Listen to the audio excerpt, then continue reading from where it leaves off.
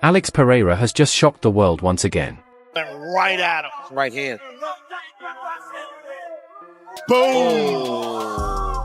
Just rocked him with that right hand. Oh my God. You see Ankalaev reaching for him. Let's see it again. You can't get hit like this by this guy, man. No, not by this guy. And then he dives, and it was over. And then they make the 12-6 elbow legal. Yeah. Oh right. my God. 12-6 elbows legal. They again. make the 12-6 elbow legal. And that this guy. Watch the one to the body, though.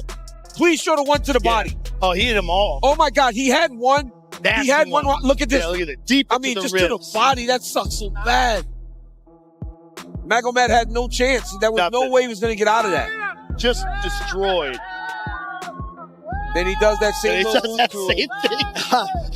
That's so crazy, dude. This dude's cold-blooded. And guess what? So you are back to being the champion. The belt is once again around your waist. But before we even talk about the fight, you're walking in a boot. We noticed that you were adjusting your foot inside the octagon. What really is going on there? And was this something before the fight, or did it happen in the fight? Yeah, I think this time it broke for sure. It started turning purple super quickly. But, you know, when I was throwing those low kicks, I saw that they were landing. You know, he changed his stances after the third kick, which is something that he didn't do in the last fight. It's something that I saw Jan Blachowicz did to him in the fight too. But as soon as I landed the first kick to his lead leg, I felt my foot. And you were aggressive really from the first moment on. Was the approach to go right at him, or was that something that you saw opening up for you in the fight?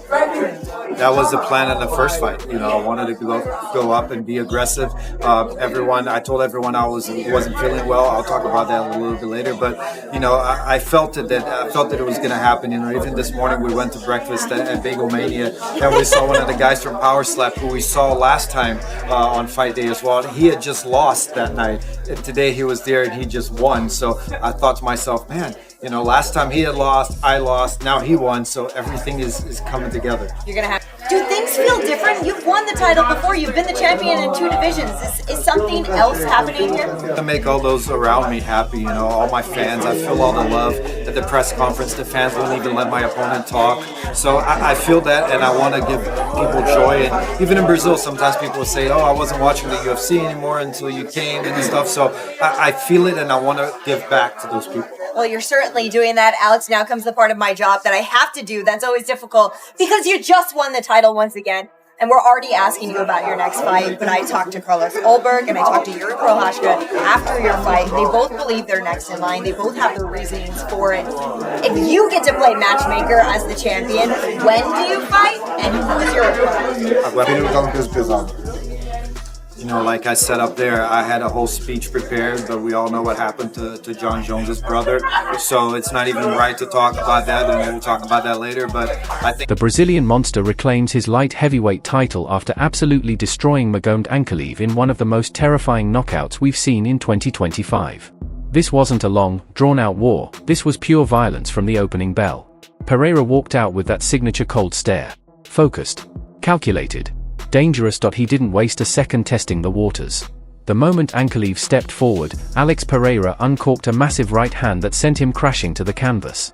And within seconds, it was over. He could really be the face of this organization at this point.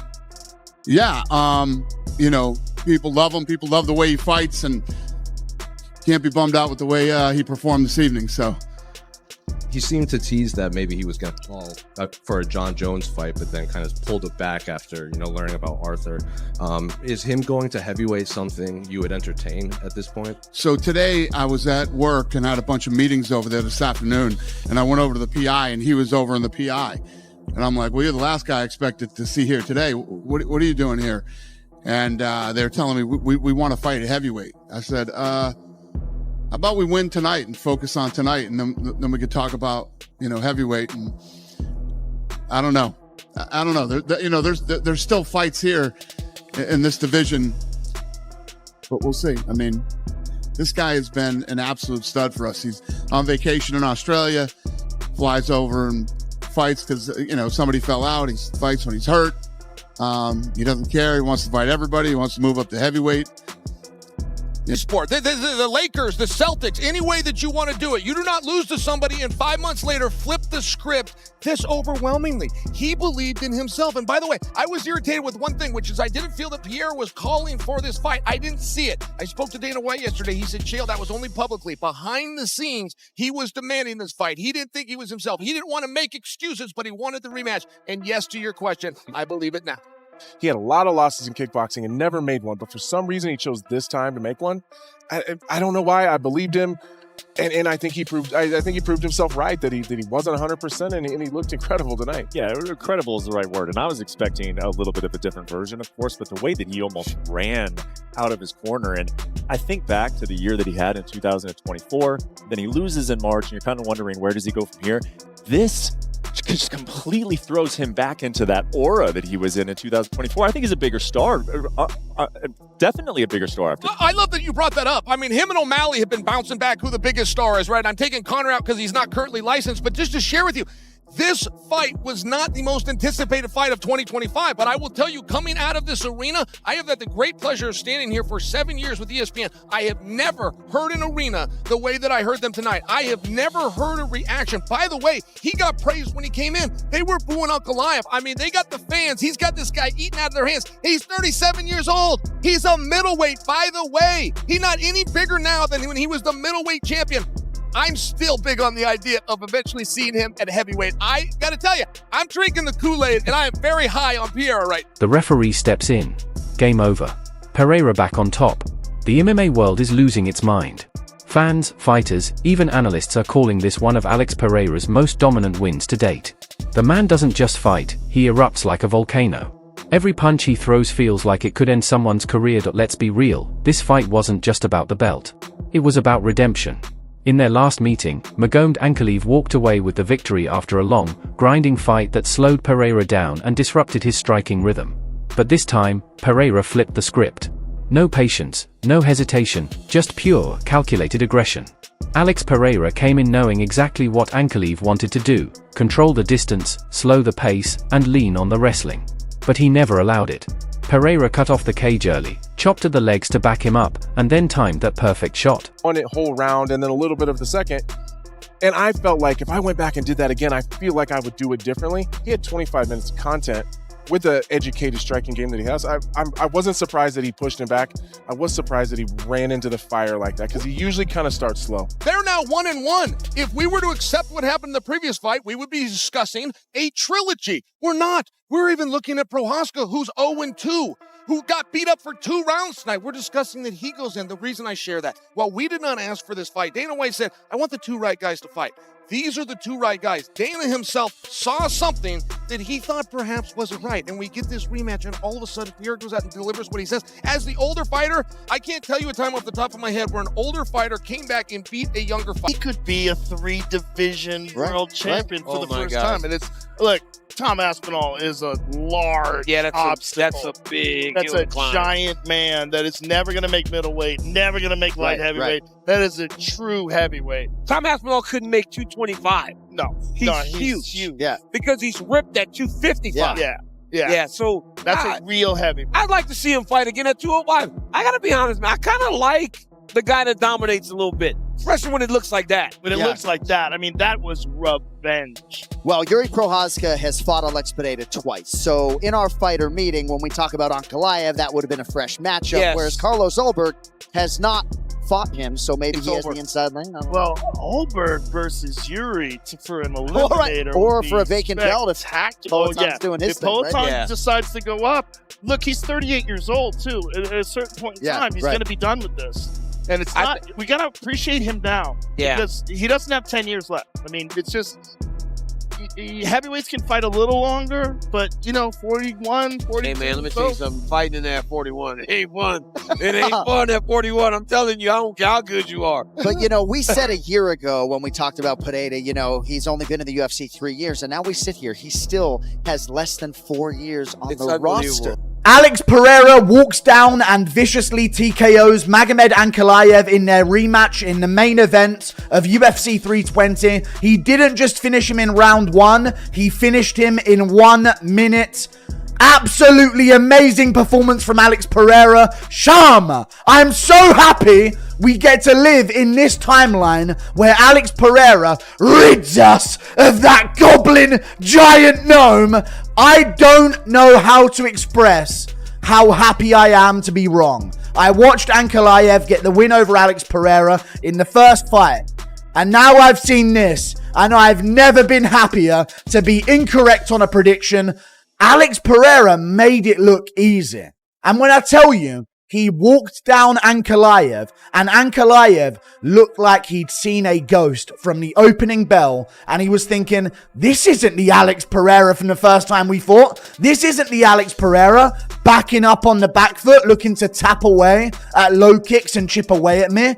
Alex Pereira genuinely looked like he was twice as big as Ankalaev backed up and cowered away from every exchange.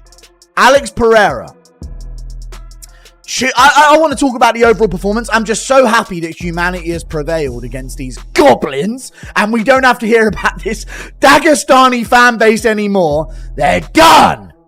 Easy victory. He's emoting on him.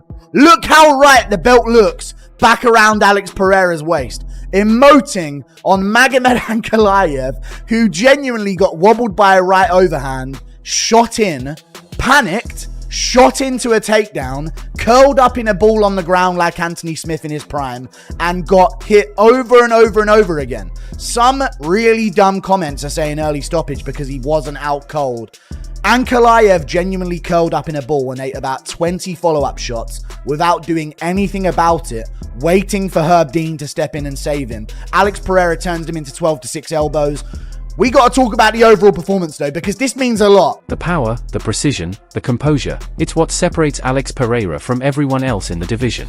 Now, the biggest question is, what's next for Alex Pereira? I'm going to go through what happened in the very short minute of the fight. I'm also going to go over what's next, because if you're a real fight fan, you know what the fight of the year it is that we need to see.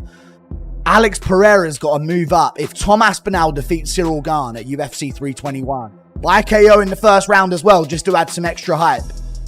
Alex Pereira's got to move up to heavyweight and try for a third belt at the White House in 2026. Him versus Tom Aspinall. Tom Aspinall versus Alex Pereira at the White House, June 2026, International Fight Week. Third belt for Alex Pereira on the line. Potential GOAT status for Alex Pereira on the line as well. Tom Aspinall gets the super fight. This is the fight of the modern era of combat sports. Alex Pereira's the real deal. You know you were going to fight him as aggressively as you did because of how injured you were in the first fight and how you wanted to correct that in the second fight? Or did you just get in there and feel the emotions of the moment? Não, isso tudo faz parte do plano. Algumas semanas atrás, o Glover deu entrevista e avisou.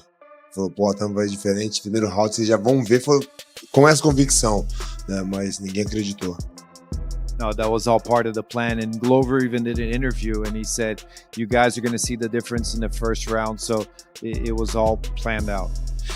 You were very good, for the most part, during the lead up to this, to not taking some of the words said by him or whoever was saying it for him and the personal attacks that were made on him. But realistically, how much of a grudge did you hold against him for those words? Todo momento. Algumas vezes, igual quando eu falei pro Dana White, pergunta pro Dana White e tal, que o Dana White foi e falou, pô, esse cara nunca negou luta pra mim, né? Nunca falou um não. Não importa que tá viajando, tá lesionado, e eu sempre fiz isso, então isso acho que foi o que fiquei mais assim, sabe, das palavras dele. E falando também, tipo, pô, da borracharia, queria voltar pra borracharia. Então, tipo, ele tava tentando falar algo pra se promover, porque se ele não falasse isso, não falasse no meu nome, ele não conseguia chamar a atenção de ninguém. I don't let it really affect me, you know, and that's why I even said, you know, ask Dana in the press conference how many times I turned down a fight, and Dana said he's never turned down a fight, even when he's traveling on vacation, whatever it was. But he said a lot of things that I was going to go back and work at a tire shop, and just a lot of things through this whole time that he shouldn't have said. So I was going to ask you, in the face-off, you were caught on camera saying, I don't want to go back to the tire shop. Obviously, the people who followed your story understand the significance of that. But for those who don't, what is the significance behind those words, and why did you feel you had to tell him that at that moment? Para me lembrar depois, né? Eu joguei um pouco de responsabilidade, né? Para mim mesmo, né? Que eu ia lembrar disso, que eu já falei algumas vezes antes, né? Me perguntaram, né? Pô, como que você conseguiu ser esse cara que você é hoje e tal? Eu falei, pô, eu não tinha um plano B, eu tinha que lutar. E eu falava que eu não queria voltar pra borracharia. Então eu repeti essa mesma frase para ele, para lembrar que eu não queria voltar pra borracharia.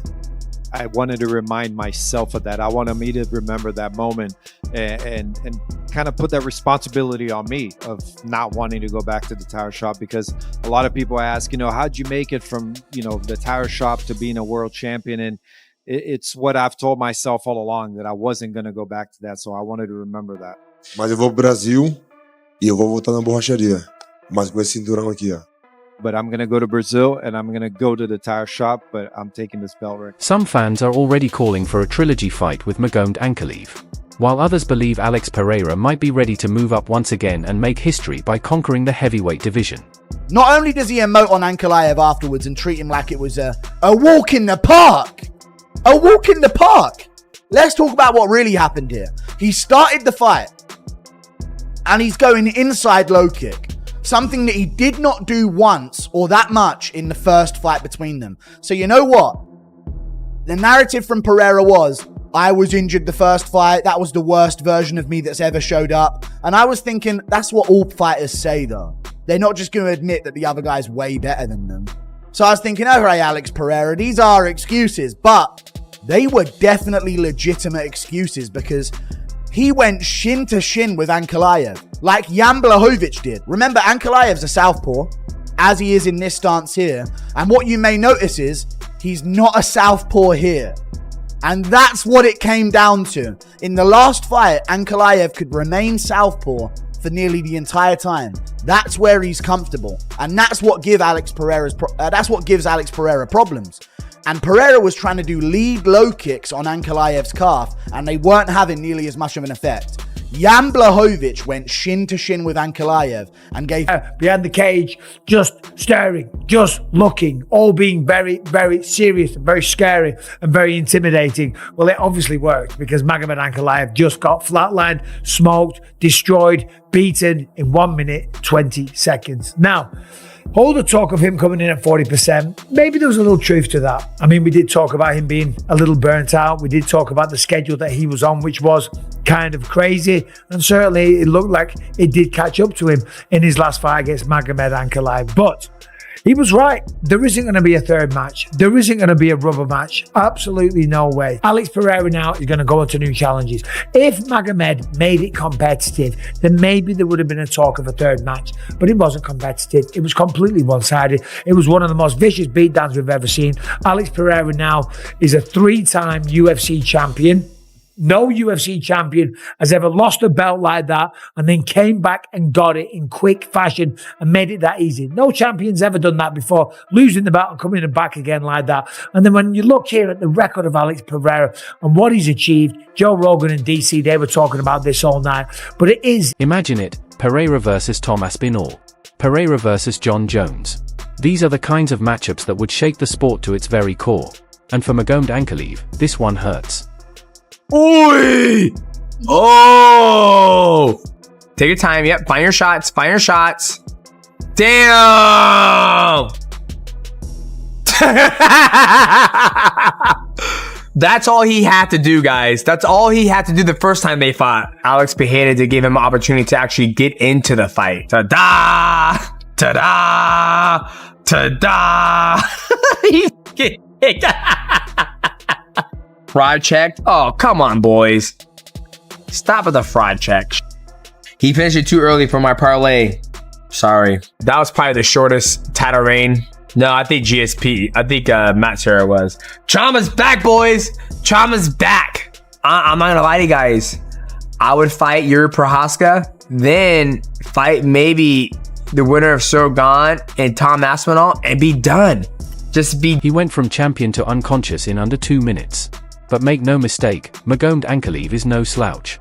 He's one of the toughest and most well-rounded fighters in the UFC. He'll be back. But now he understands exactly what it means to stand across from Poten. You cannot make a single mistake when you're facing Alex Pereira, because one mistake is all he needs right now. The MMA world can't stop talking about it. Some are calling Pereira the most terrifying striker in UFC history. Others believe he's already cracked the top 5 pound 4 pound fighters of all time. From middleweight to light heavyweight, Pereira is rewriting history inside the octagon before our eyes. If tonight proved anything, it's that Alex Pereira isn't just a fighter, he's a destroyer. And everyone in the UFC, especially at 205, should be terrified of what's coming next.